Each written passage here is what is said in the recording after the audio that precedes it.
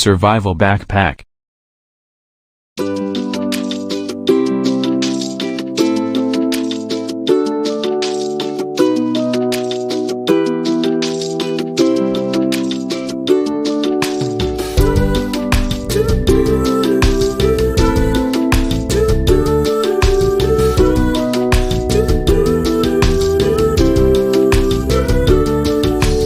Survival priorities.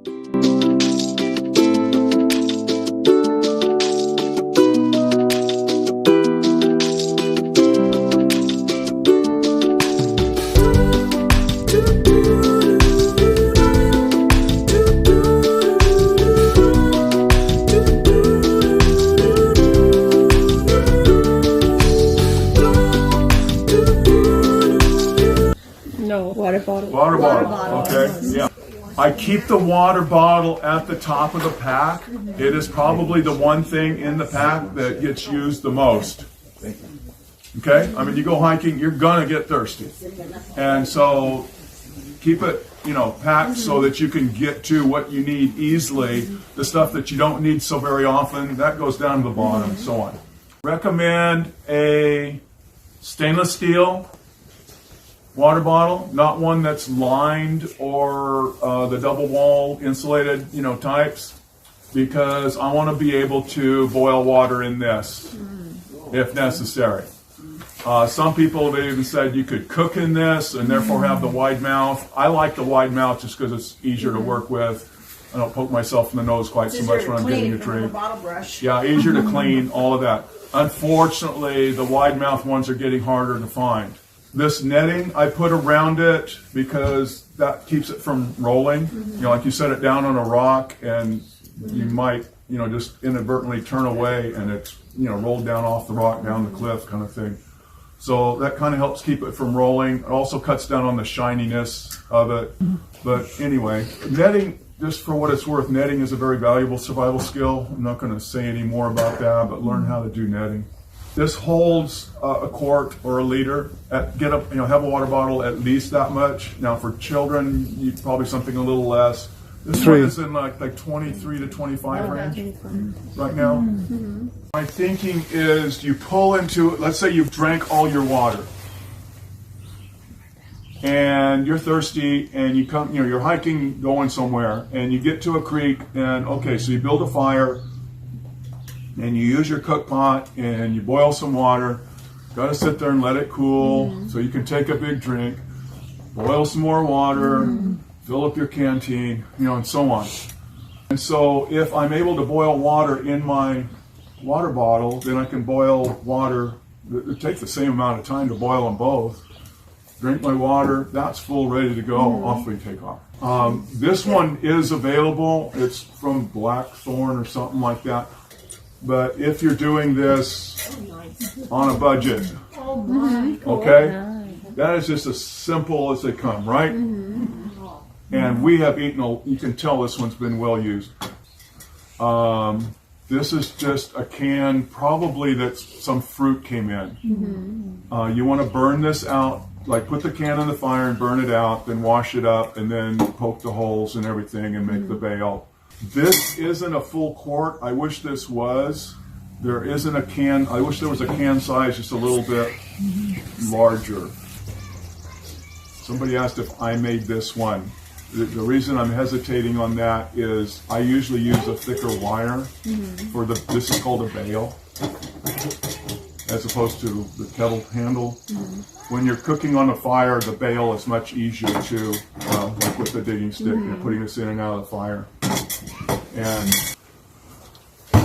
okay, here's the cook pot I have now. Notice that they're in the bags. Yeah, I was going to ask you. Yeah, because look at this. I don't want to put that in my pack. That's going to get everything all black and sticky and be a mess.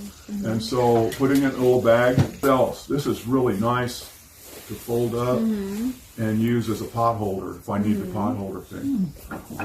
That's minimal with putting this in and out with the cook pot. Together with this, you need some kind of an eating utensil.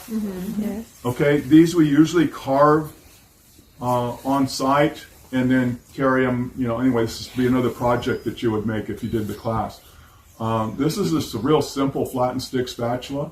It's something that you can eat with. I traded Becky this. She had this one in her pack. Notice it's just a little bit bigger. So like this is the full quart. The reason I want a full quart is like if I boil water here, then I can dump it into the canteen. The stainless weighs a little bit more. The titanium's a little lighter. And so this one has a lid. These don't have a lid. That bothers some people a lot. The lid's nice. You know, again, not essential.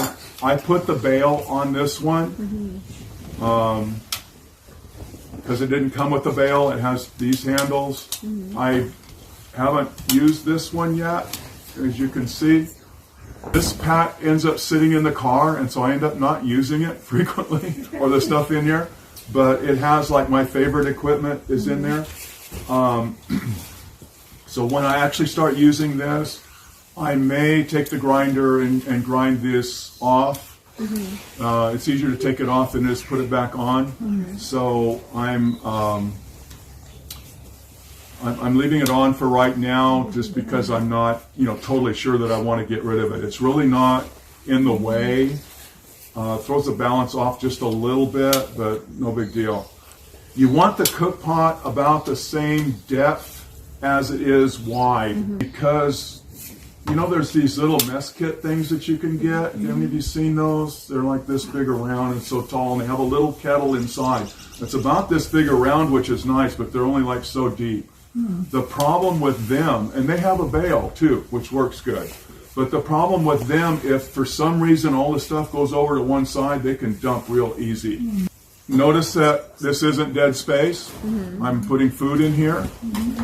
And every one, and they have a bail too, which works good. But the problem with them, if for some reason all the stuff goes over to one side, they can dump real easy. Notice that this isn't dead space. I'm putting food in here. Like that. Where did you get that particular? This particular one is by Solo Stove. Becky ordered it online. Solo Stove. Yeah.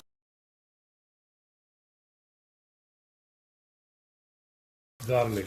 This looks to me like dates. Oh, it looks Okay. dehydrated dates. Yeah, like the dehydrated, and they've also like crumbled them up somehow too. I'm not sure what the process is there. This is some dried mangoes. These have almost been eaten up. You can tell. But I've got some salt.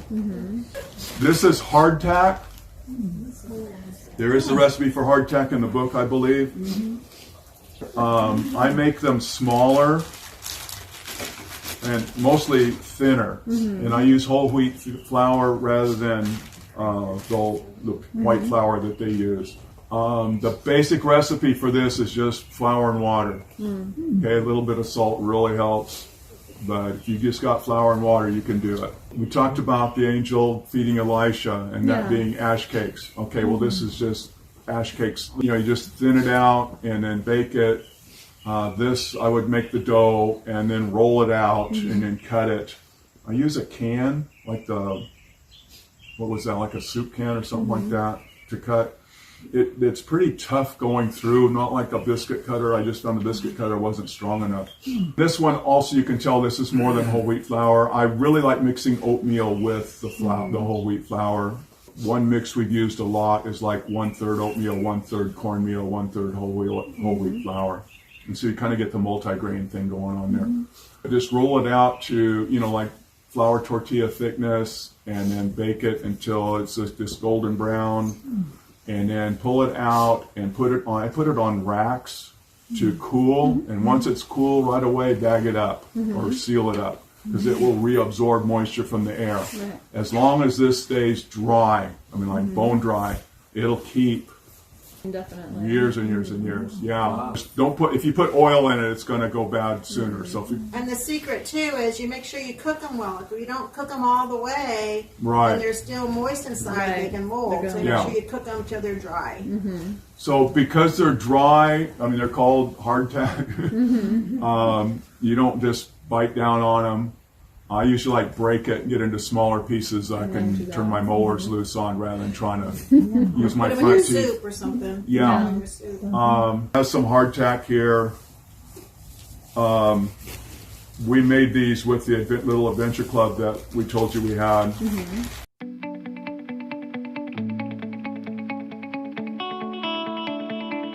Fire starter, yes. The water bottle, cook pot, fire starter, tarp. What's next? Water bottle, cook pot, fire starter. Tarp and Tarp. cordage. Tarp. Oh, sorry. Okay, you saw the tarp yesterday? Yeah. Okay, what I haven't, I'm not, that's the hardest thing to pull out. Don't I'm pull not, it out. Yeah, you're good with that. And tarp wise, you said 8 foot by 10 roughly? Yes, the one I have is an 8 by 10. Again, if you're average, like you would probably do fine with a 6 by 8, right? Water bottle, cook pot, fire starter, tarp, and cordage. So here's cordage first. And I just wanted to show this to you about how much I have. This is probably a little more than is actually I would worry about carrying. Yeah. I like the jute twine for two main reasons. One is if it does get left behind, it's just going to biodegrade. Okay, we've pulled into some campsites while we're backpacking, and here's little pieces of cordage all around, nylon cordage, and it's like ugly. And I don't want to do that. The other reason is this can be like unraveled and shredded up, and it makes excellent tinder. Okay, they put an oil in it to help preserve it, and that's like cheating. It works so good. So, this is also like emergency fire starter stuff. The twine, the bobbin thing, I carved that. That's a really good carving project, by the way. A little bit more advanced than something like this, but. Yeah, you really got to work with the sleeping bag thing to get that size and bolt down. Well, not only that, but if you're planning on carrying a sleeping pad with your pack, a lot of them, especially if you're getting the lightweight ones, they are shaped so they narrow down at the feet. So if you get a wide bag, it's not going to fit your sleeping pad very well, and you're going to have extra weight for those corners that you're not really using. So you might want to consider all those kind of things. Not so big around. When you're lost, what they tell you, when you're lost, do they tell you to move around or to stay put? Stay put. Why? So people can find you. Be easier to find Because you. like if So if you don't want to be found, are you going to stay put or are you going to move around? We're gonna move around. Okay. So unless the angel takes me somewhere and says, stay here, I'm planning to move camp every couple weeks. And so the whole system needs to be portable, not just something that you lug in and, oh, I'm glad I'm here finally. You don't have to carry this anymore, and then you set up until Jesus comes. Well, let's just go through a list. Water bottle, cook pot, fire starter, tarp, cordage, adequate clothing, bedding, food. Okay, so food, yeah, we kind of covered food. The principles here in food is you want something that you can just eat without having to cook. Eat on the run. You also, like eat on the run. You could eat on the run or you could just sit down and eat it either way. But it's something you could eat on the run without having to cook. And then also something that you can cook for a warm meal, because sometimes that's really nice. You want stuff that's nutritious, obviously. And stuff that is as lightweight and low bulk as possible, which in the food area isn't really achievable as in many of these other areas. Stuff that isn't going to get all crushed up in your pack. Okay, really like carrying, I have another bag with food in because I'm recommending like 3 days supply. Run across that from several different sources. One of them being scriptural. I really like carrying stuff like cornmeal. Okay, I can use cornmeal for either a sweet, something to eat or something that's salty. Use it to thicken stew. Cornmeal, like if you're just making cornmeal hot cereal, it's like 1 part cornmeal to 6 parts water. So like with water, it really swells up, and so you're carrying something that's relatively small that when you cook it up makes a bunch. Make like some soup mixes. You know, you can make them yourself. Dehydrated soup mixes, or even beans. We've done even beans where you cook the beans ahead of time and then dehydrate them, and they're all seasoned, ready to go. And then I'll just add water and warm them up again, and they're ready to go. That's so really you can nice. do that with soup mixes and all kinds of stuff. But in theory, everybody has their own pack with all of these items in it. Now, young children aren't able to carry that, but you have them carry as much as they can. Working down, pack, knife, scarf. We kind of talked about the scarf already, so I just want to share this one more thing with you. There is an Adventist knife maker friend of mine in Idaho. His name's Christopher Fisher. Anyway, he and I designed this knife.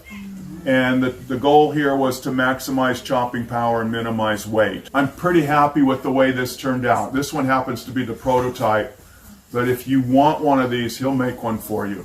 But look for knives built for the bush. Anyway, let him know you came to one of my programs and you want this knife. He calls it the PTS bush knife. PTS as in preparing to stand, title of my ministry. It's CT Fisher knives. Yes, CT Fisher knives. Okay, thank you. Water bottle, cook pot, fire starter, tarp, cordage. Adequate clothing. Adequate clothing. Now, this is kind of where the list is going to fall apart because the adequate clothing category overlaps several other categories as well. The top of the list of the category is a simple wool hat. Okay? You lose 75% of your body heat from your neck up. Yeah. This is going to go a long ways towards keeping you warm. And it's a bag if you need a bag. Okay? Is also the scarf, okay, for around the neck. And scarf could be also as improvised clothing. An extra blanket layer. Yeah.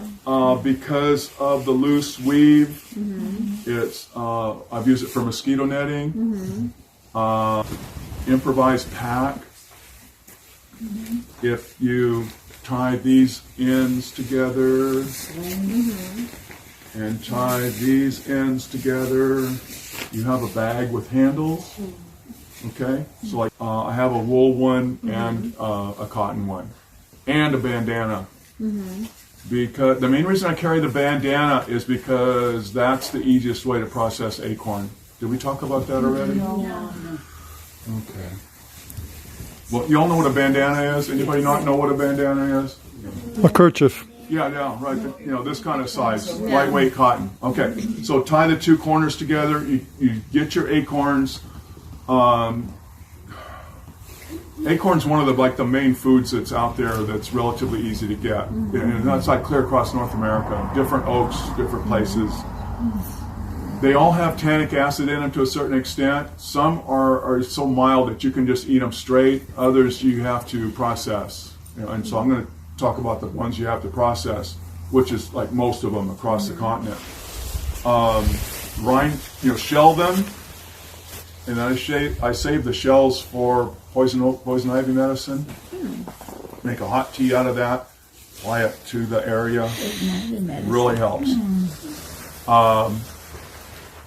But the acorn meats, okay, anything that's buggy or rotten or whatever, you're discarding that. So you're just saving the good meats. Grind it up. Try to get as even grind as possible. And then put that in the bandana, okay, with the two ends.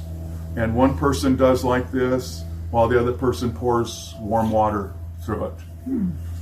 We used to just take the bandana and line a colander with it and put water, but the pores in the cloth get plugged up and then it just takes forever. But by constantly agitating it like this, the pores are constantly kept open and it goes fairly quick. How long do you do it until it's not bitter anymore? The bitterness tells you that you got to keep rinsing it. It's got the tannic acid. Yeah, it still has tannic acid in it. You need to leach it some more. And so you're just boiling. Interesting. I like using hot water because it goes quicker. However, if the water's too hot, it can lump up like oatmeal lumps up when you dump oatmeal in the water, if you don't do it right. And so if you get lumps, oh, that's just a mess. You almost can't work with that. Probably the best thing to do would like pick them out and let them dry, regrind them.